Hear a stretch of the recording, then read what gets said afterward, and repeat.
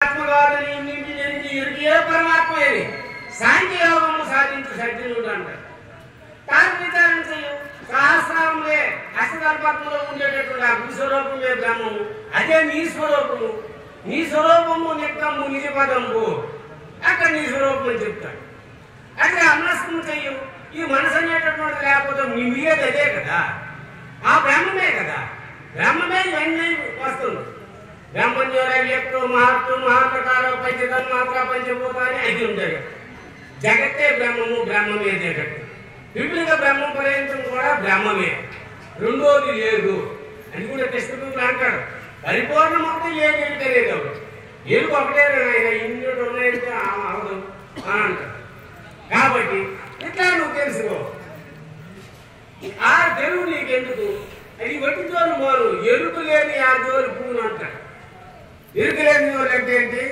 పరిపూర్ణానికి రా, గురువు దగ్గర విచారణ చేసి ఏదైతే వీళ్ళందరూ అద్వైతులు మతస్థులు ఇన్ని మతాల వారు కూడా బ్రహ్మం అంటున్నారో అదే ఎరుకురా నాయన. అది నీ స్వరూపము, నీ స్వరూపము నిత్యము. అది నిత్యము చేసుకో, అదే నీ స్వరూపం. అది పరిపూర్ణమని నమ్మేవా?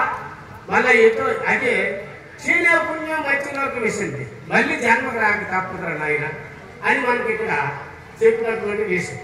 కానీ మనం చక్కగా విచారణ చేయాలి. సాంఖ్య విచారణ చేయి, భారత విచారణ చేయి, అమస్క విచారణ చేయి, మహాభారత విచారణ చేయి.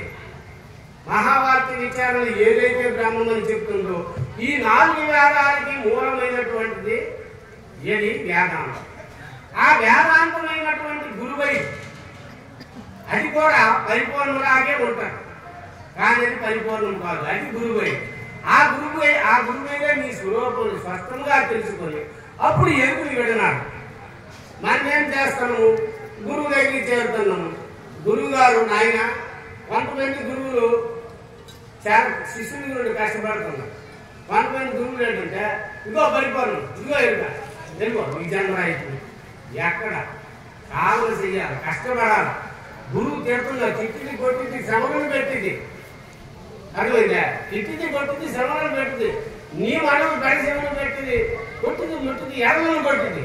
నీ మనసు అనే పాపం లేకుండా ఎంత తిట్టినా కొట్టినా నిన్ను పిలిచేవాడు రాను అంటాడు శిష్యుడు. అట్లా ఉండాలి. గురువు శిష్యుడు ఒక విధానం ఉన్నప్పుడే బాగా అర్థమవుతుంది. గురువు చెప్తానన్నా శిష్యుడు రావడం లేదు. శిష్యుడు వచ్చేటప్పటికి గురువుకి ఏం తెలియదు లేదు, అర్థమైందా? శిష్యుడు ఏదో నేర్చుకుందామంటే అలాంటి కొంతమంది గురువులకు తెలియక ఏం లేదైనా మరి లేదురా అంత పరిపాలన అంటే అయిపోతాయి. విచారణ చక్కగా చేసినప్పుడే మనం పరిపూర్ణ భావానికి పొందుతామని దీని యొక్క అంతం అనుకుంటే అంటాడు. ఇక్కడ నేనేమంటాడంటే ఎరుకని కలలోపల నారీనరులు వచ్చి పొంది నైముఖ శుద్ధులను వరకన్యలు గాంచి గురువరిచే మేలుకుంటే గుర్తుండదన్నాడు, వారి మరుగు ఉండదన్నాడు. గురుదని కలలోపల నారీనరులు వచ్చి ఊరక పొంది నైముఖ శుద్ధులు వరక అంటే గురువరిచే మేలుకుంటే గుర్తుండదన్నా.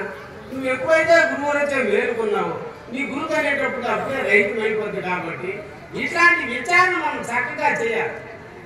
చేసినప్పుడే అయిపోయింది.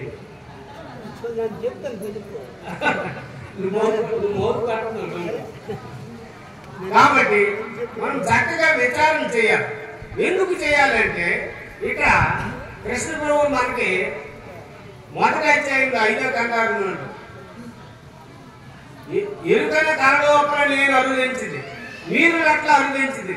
ఎరుకు జన మీరు నేను ఎరుకుతో జనువారులు మనతో ఎరిగేటి కొరకు గ్రంథము చేసి ఎరిగి వరకు గురు బోధించని మేరకు నరులారా చేరుకుంటే ఎరుకనే కలజోలి ఎరుగున్న నిలువదు.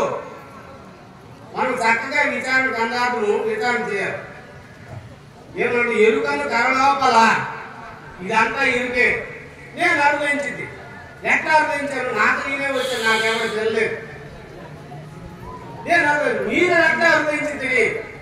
ఎరుకు జన మీరు నేను ఎరుకుతో జనులు వారు మనసు. ఇప్పుడు నేను పోయాను ఇదే ఉంటుందా?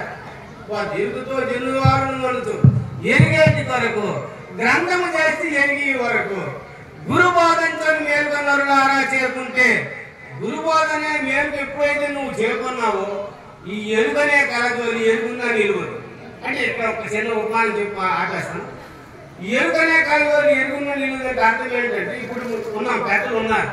ఈ పెద్దలు అయినటువంటి వారు ఏం చేస్తున్నారు అంటే ఇదంతా సర్వము ప్రపంచమంతా ఎరుకేని పరిపూర్ణము శాస్త్రము, పరిపూర్ణములు ఎరుకు లేదని, ఈ ఎరుకు లేనప్పుడు ఇంకా పరిపూర్ణం ఉన్నది ఈ ఎరుకు లేదనేసి గుర్తు కూడా లేకుండా నిత్యముగా ఉండేటప్పుడు ఏదైనా తోసినప్పుడు అది ఎట్లా తోసింది అట్లా పోతుంటుంది. వాళ్ళు నిలబడడానికి చోటు ఇంతము కూడా ఏమి ఉండకుండా పోతుంది. జై బలో సద్గురు మహారాజుకి జై.